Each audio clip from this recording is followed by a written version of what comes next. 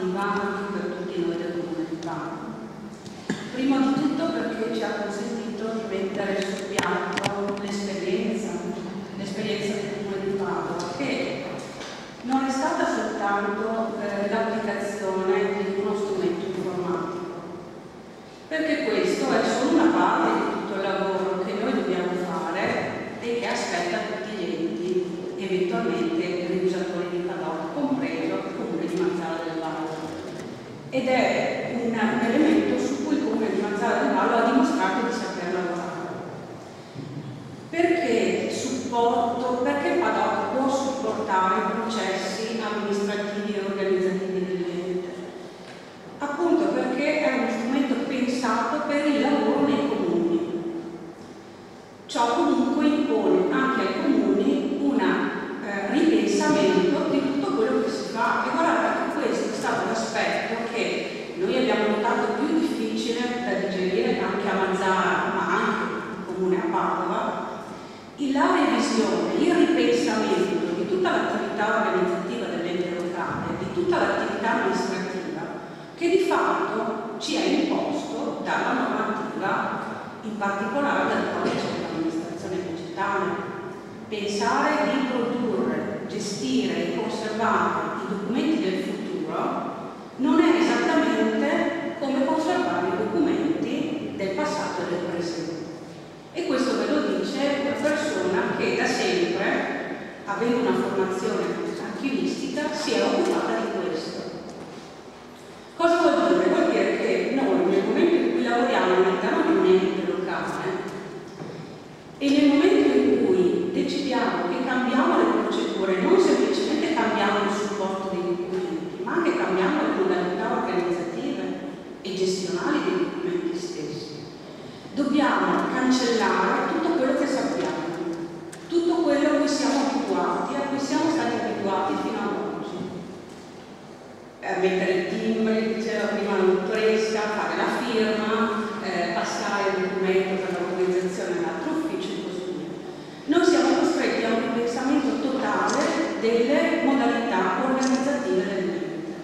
E questo è il passaggio assolutamente più difficile da affrontare, che però va affrontato perché, ripeto, lo strumento informatico aiuta fino a un certo punto, è uno strumento, il resto lo fa l'organizzazione.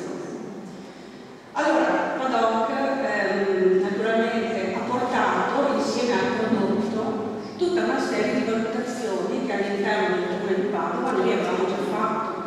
Abbiamo avuto la fortuna di replicare qui a Mazara quel gruppo di lavoro che a Padova ha supportato l'applicazione di Padova. Come diceva prima Alberto, non è un gruppo fatto da informatici, solo da informatici, o solo da addetti al protocollo, funzionari amministrativi o archivisti. È stato un gruppo che ha fuso le energie di tutte queste persone. Fondere le energie è sicuramente una fatica, perché da questa fusione deve nascere un organismo ibrido che mescola le competenze. Però è stata la forza assoluta del progetto, quello di essere in grado non solo di lavorare fianco a fianco, ma anche di lavorare insieme e di produrre un qualcosa che ha un valore aggiunto che poi abbiamo portato a Mazara. E l'approccio naturalmente è quello che ci si aspettava, una grande fatica da parte di chi ascolta a capire, ma anche una grande energia, un forte spirito di, come dire, di supportazione, quell'idea che anche loro, anche voi ce la dovevate fare e ce l'avete fatta. In parte il protocollo è partito, nei periodi successivi alla partenza del protocollo abbiamo tenuto sott'occhio, ma mi sembra che anche qui grosse rivoluzioni non siano state fatte. La fatturazione elettronica dovrà essere in fase di avvio, le istanze online lo saranno, no? Insomma c'è stato un percorso che il progetto di gemellaggio ha seguito nelle sue fasi applicative e che poi di fatto ha portato dei risultati evidenti nella gestione all'interno del Comune di Mazara. Io volevo, e qui chiudo perché poi avremo tempo di vedere dal vivo il prodotto, volevo solo ringraziare prima di tutto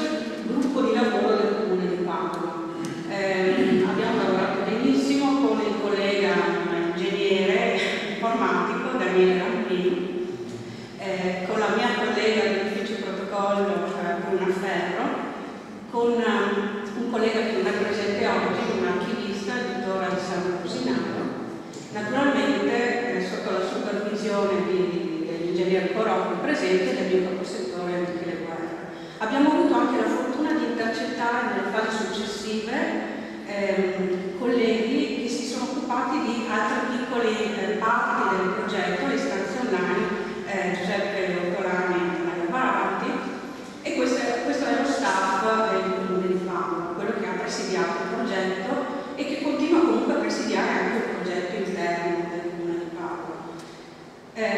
Siamo pochi perché obiettivamente, pensando al ruolo che dovrebbe avere un gruppo di questo genere, il Comune di Padova conta circa 2000 dipendenti, 200.000 abitanti di territorio, e quindi obiettivamente è un progetto anche oneroso sulle spalle di questi gruppi che comunque si occupano di una parte abbastanza importante della gestione documentale del Comune di Padova. Poi volevo ringraziare i colleghi del Politecnico, Livio Tofoletto e Claudio Russo, perché anche da loro abbiamo imparato tanto, abbiamo imparato un metodo, abbiamo imparato un rigore scientifico, abbiamo imparato a seguire una strada dritta, cosa che a volte anche noi, nelle nostre riunioni, nei nostri incontri, siccome sono anche l'occasione per far convergere tutti i problemi, di fatto poi la soluzione non si trova. Il rigore del metodo ci hanno condotto alla fine del progetto nei tempi stabiliti e nei modi stabiliti, e questo lo abbiamo imparato grazie al Dipartimento di Ingegneria Gestionale del Politecnico di Milano. Poi volevo ringraziare naturalmente tutti i colleghi del Comune di Mazara, perché anche da loro abbiamo imparato tanto. Perché, sapete, noi comunque partivamo da una situazione abbastanza sotto controllo. Noi con loro abbiamo approcciato a una struttura che era completamente diversa dalla nostra, rischiavamo di perderci.